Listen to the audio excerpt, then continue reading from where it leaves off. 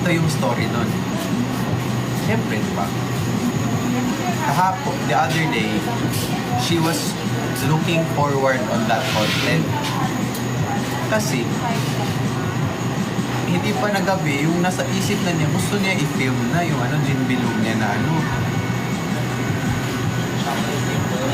Pero, pauwi na kami, bumili siya sa 7-Eleven ng yung Gin Bilog na yun. Excited na siya, ganito ganyan. Tapos yung nasa, na hotel. Yan, na siya, nag-set up na siya. Sa mga make-up niya. Make-up. Yung mali lang talaga niya dun. Yung mali na agad. Di pa pala mali. Yun pala yun, na siya. Nag-set up na siya dun. Tapos yung camera niya, ganyan. Cellphone kasi yung ginamit niya. Tapos sabi pa niya, ano kung gagamitin ko? Yung camera ko, diretso na ako sa TikTok. 10 minutes na sige. Sabi namin dun, diretso ka na lang. Kasi wala na edit-edit. So nag-TikTok up siya. 10 minutes na video duration. Siya, hi guys! Surat. Ganyan. Tapos, syempre, pagod na siya. Ganyan. Tapos kami, nasa nag-mediator lang kami na we were just witnessing her doing the vlog. Ako, nasa gilid kasi niya ako. Nakikita ko na yung mata niya. Parang parang napapagod na to. Pero ginugusto pa rin na gawin yung vlog. Ganyan na siya, nag-start na siya. Sa kalagitnaan ng vlog niya, naka 1/4 na siya sa gin niya, na-stop. First yun, na-stop yung niya, yung video niya. So sabi niya, patay, na-full na siya. Yan, na-full na yung niya. Wala na, storage full na yung cellphone niya. Sabi niya, ano ba to? Ganyan. Na-frustrate na siya. Na-strike 1 na siya. Sabi niya, mag-delete muna ako ng mga pictures, mga video, ganyan. Tapos, na-clear na yung space, onte. Bumalik siya sa vlog niya. Doon, nasarapan na siya sa niya, pagkukontent, bumalik niya. Di ba, 1/4 na. Naka-half na siya. Tapos more than half. Mga unti na talagang natira. Noong nakita niya yung patapos. I think, natapos na niya yung vlog. Tapos nung nakita niya yung video niya, hindi man niya napindot. Umiyak siya. Hilak talaga guys.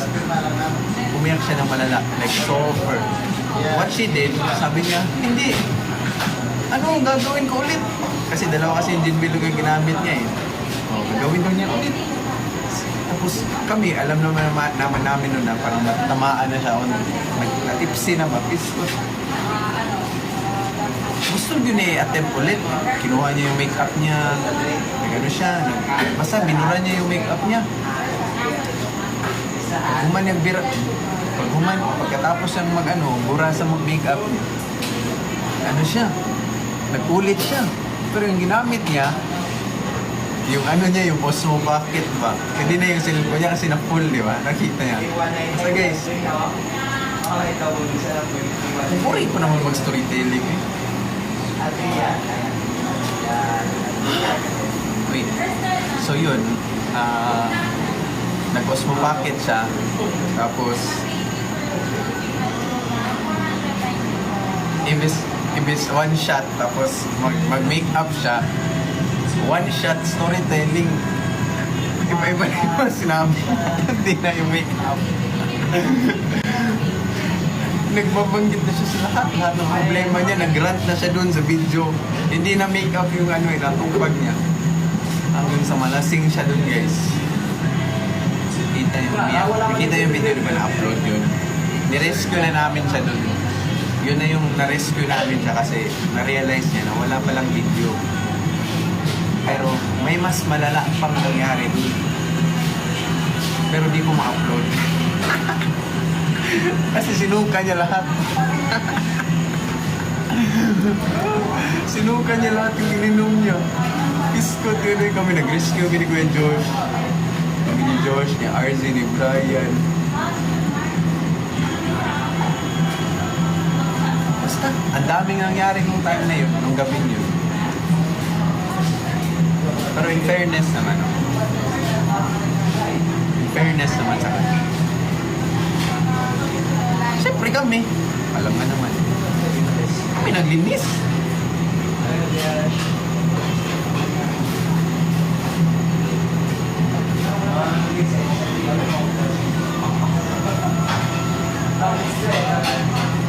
So bro, trending nga siya eh.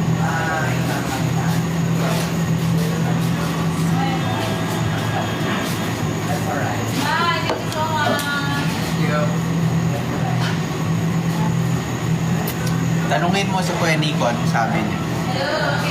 Story na lang niya yun.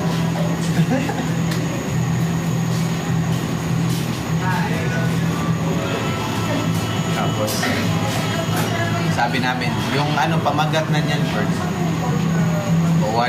One shot, one kill. Dami kong BTS video eh, pero hindi ko pa pwedeng ma-upload kasi parang na sudla na pasukan ng espiritu. Lord, ang gulo-gulo. Ang lap trip ba? Trending nga siya ngayon eh. Unique na one shot, one makeup. Fairness ba? Sino nagpauso nun? Uy! Sino nagpauso nun?